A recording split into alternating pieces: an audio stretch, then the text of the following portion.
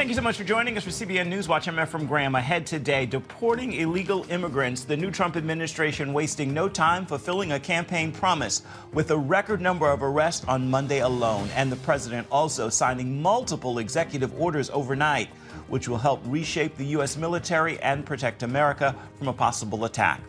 The president of Israel challenging the United Nations to live up to its ideals as the world remembers the Holocaust of 6 million Jews in World War II. But the Israeli president says the UN has lost its way over time when it comes to the Jewish state. The, quote, forgotten war, the terrible civil war in the African nation of Sudan that has left tens of thousands dead with millions driven out of their homes. We're going to bring you a firsthand look at this humanitarian crisis. And he was a Super Bowl champion, but now he's on a greater mission to help children learn the skill they need that will help them for the rest of their lives. All those stories and more right now on CBN NewsWatch. This is CBN NewsWatch. It's a busy Tuesday. We're going to begin with President Trump's crackdown on illegal immigration, which is well underway and only his second week back in office. A fifth military deportation flight took off Monday as Trump plans to continue what ICE calls targeted operations. Those moves coming as Trump is also moving quickly to remake the U.S. military, signing several new executive orders overnight, including one calling for a, quote, Iron Dome missile defense system for the United States. CBN's Wendy Griffith is on our top story. A record number of arrests, more than 1,100 by immigration and customs enforcement officials, took place Monday as the Trump administration ramps up ICE sweeps from coast to coast. In Denver, agents raided a nightclub detaining around 50 people the DEA says were associated with the violent Venezuelan gang Tren de Aragua. President Trump hailed the raids at a House GOP retreat Monday evening. We're tracking down the illegal alien criminals. We have no apologies, and we're moving forward very fast. Military flights are taking deportees back to their home countries. While agents are targeting violent offenders, officials say they're not stopping there. On CBN's Faith Nation Monday, political analyst David Brody says Trump is doing what he promised. It's remarkable. I mean, Kamala Harris, the border czar, never really went to the border. I think she went one time, the border czar. This time we have Tom Homan, the border czar, going on right along. Look, they're talking about 1,500 now, potentially a day that they're going to round up. This is unprecedented. It's exactly what Donald Trump said he was going to do. Meanwhile, Trump is moving quickly to reshape the U.S. military, signing several new executive orders, including one calling for an Iron Dome missile defense system for the U.S., similar to Israel's. He also directed newly confirmed Defense Secretary Pete Hegseth to eliminate DEI programs and revise the Pentagon's policy on transgender troops, which could likely lead to a future ban on their military service. He also restored with back pay service members who were kicked out for refusing the COVID vaccine. The lawful orders of the President of the United States will be executed inside this Defense Department swiftly and without excuse. Over in the Senate, 3 of President Trump's most controversial cabinet picks began confirmation hearings this week. RFK Jr. for Health and Human Services Secretary, Kash Patel to head the FBI, and Tulsi Gabbard for Director of National Intelligence. But some lawmakers are concerned over her lack of experience. Those are the big ones, especially the Tulsi Gabbard one. That may be in trouble. I think Kash Patel, though, at the FBI gets in. We'll see. Meanwhile, the CDC has been ordered to stop working with the World Health Organization immediately. The White House Budget Office also ordered a pause to all federal grants and loans, including most foreign aid, subject to further review. Wendy Griffith, CBN News.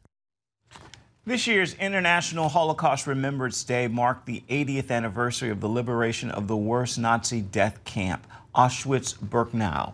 And speaking to the United Nations during a ceremony Monday observing that day, Israeli President Isaac Herzog challenged the countries of the world to stand on the principles on which the United Nations was founded and not to compromise. CBN's Middle East correspondent Julie Stahl is on this story.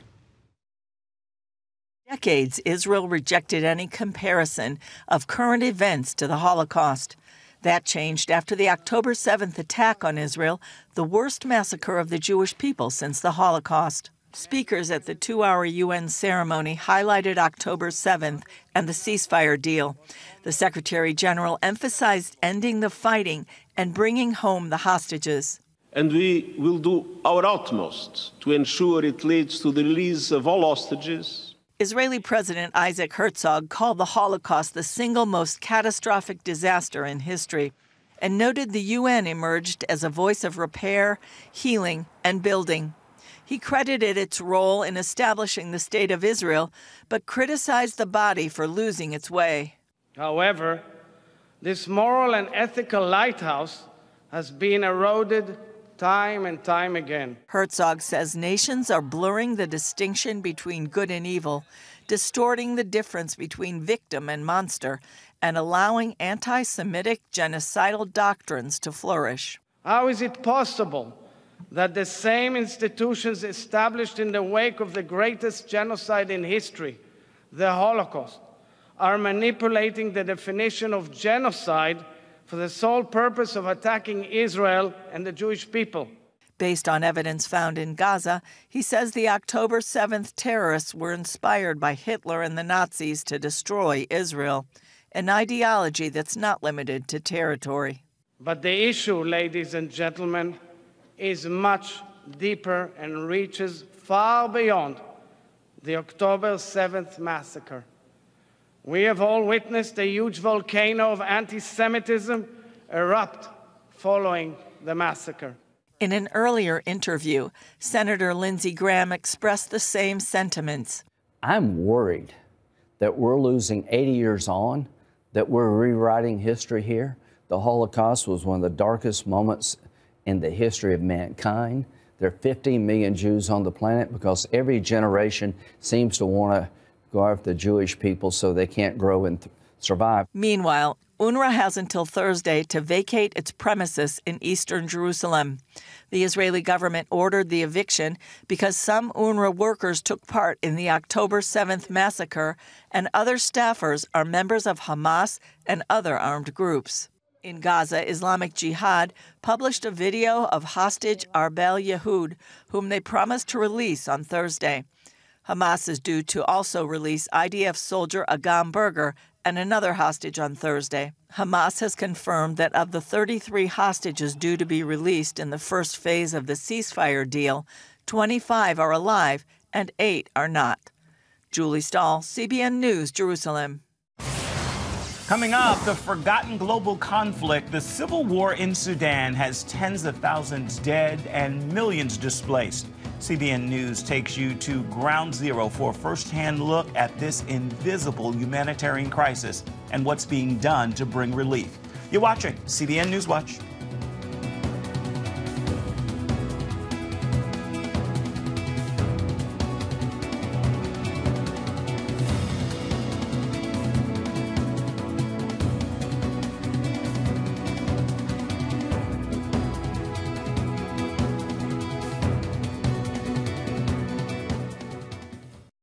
Introducing a brand new way to start your morning.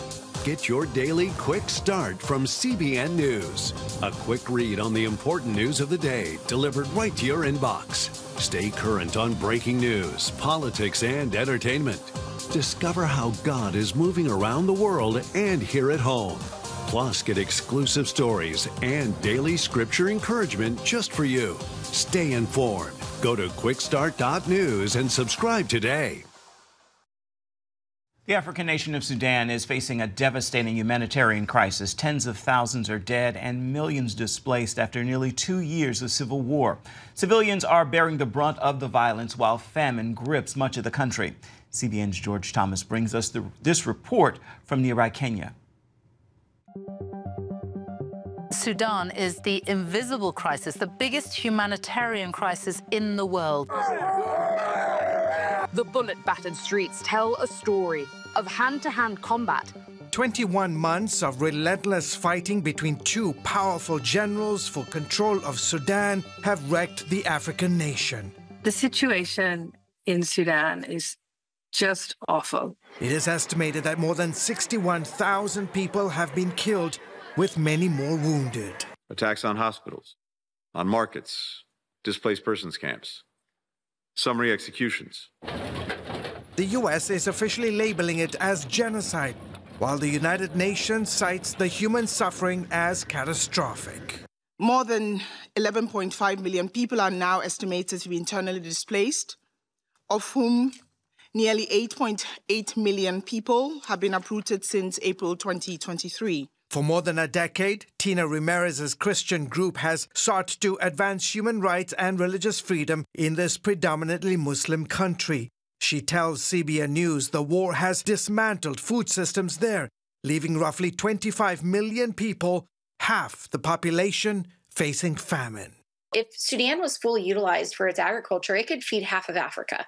So I think that that's the tragedy here, is that Sudan could be one of the richest nations in Africa, and the people are just suffering immensely. Nathaniel Raymond is there documenting the human suffering for Yale University.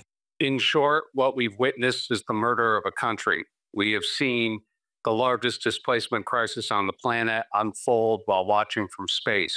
Using satellite images, his team at Yale's Humanitarian Research Lab has documented alleged crimes by both the Sudanese armed forces and the rival Rapid Support Forces since the war started in 2023.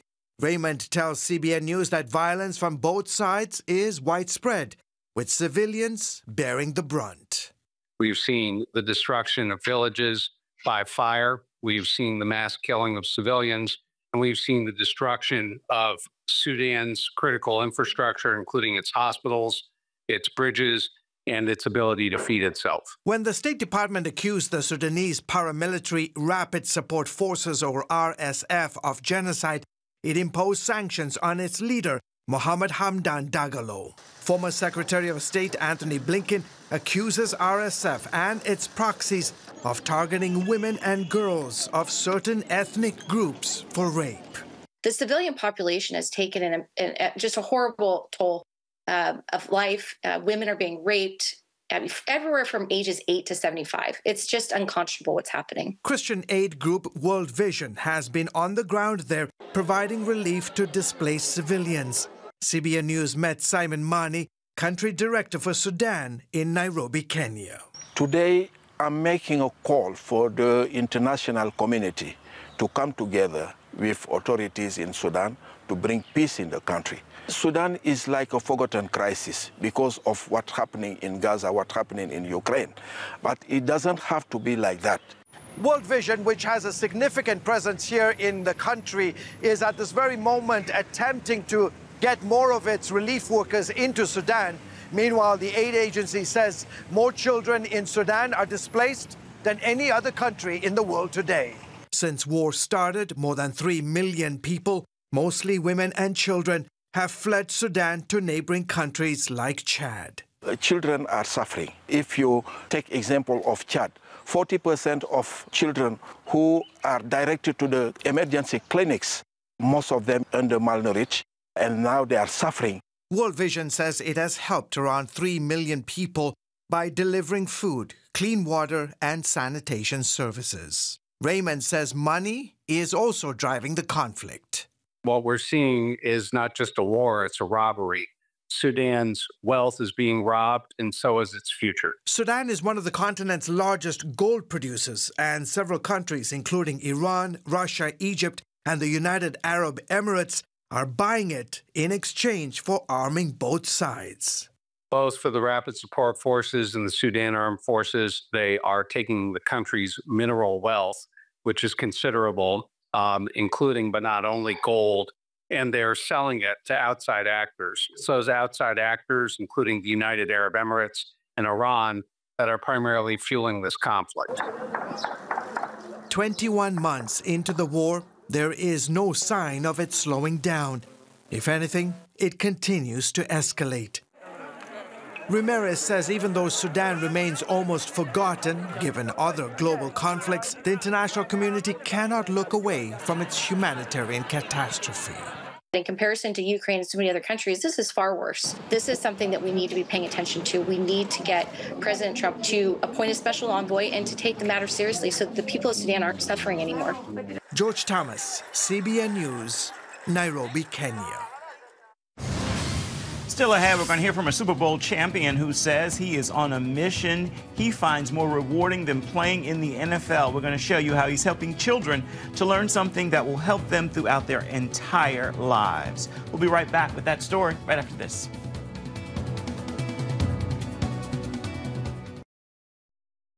Children who struggle to read face greater difficulties later in life. Super Bowl champion Malcolm Mitchell had his own challenges with reading as a child.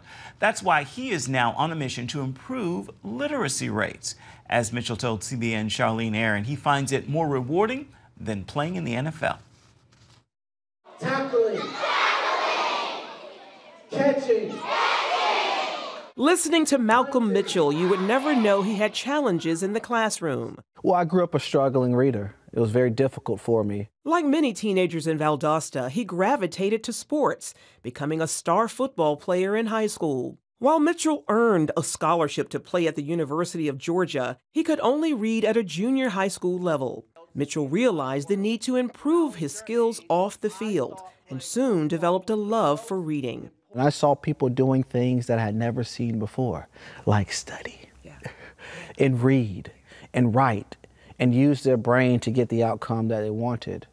And I immediately started realizing that reading was the most self-empowering tool a person could possess. That newfound confidence led Mitchell to write The Magician's Hat, a book for children. Just as I practiced football, I would practice reading, and over time I would get better and better and better. And then I learned the consequences of low literacy.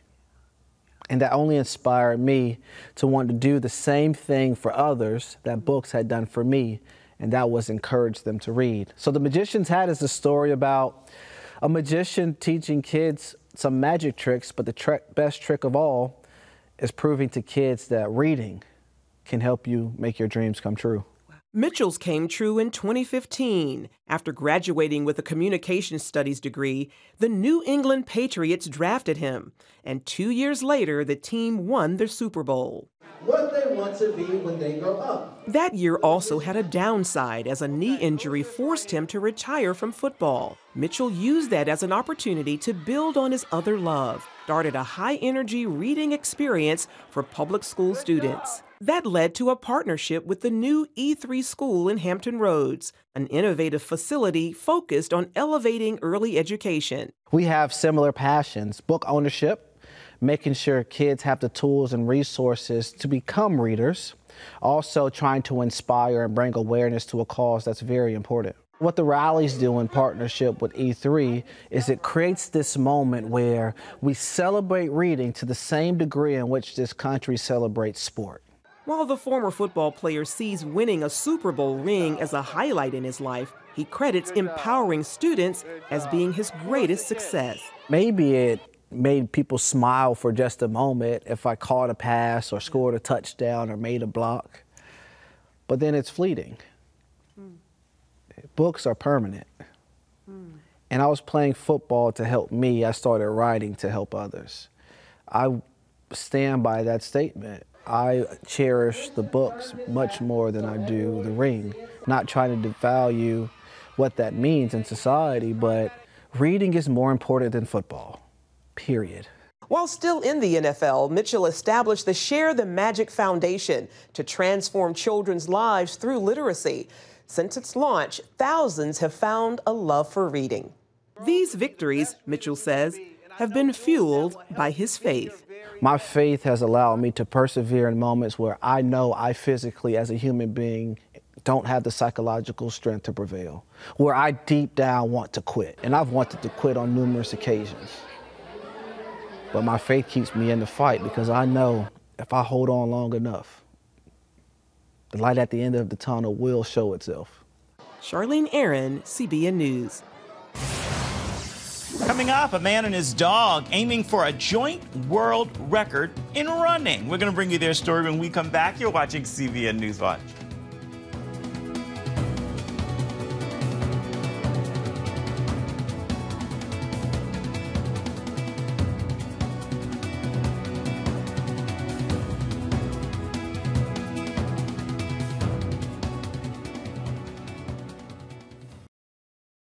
Download the CBN News app, 24/7 news from a Christian perspective at home or on the road. One place for all of your news. Breaking news alerts. Set daily prayer goals and pray for news stories. Read the most important news and watch CBN News Channel live. CBN News, because truth matters. Go to cbnnewsapp.com to get the app today. Hi, I'm John Stolnis, host of the CBN News podcast, DC Debrief.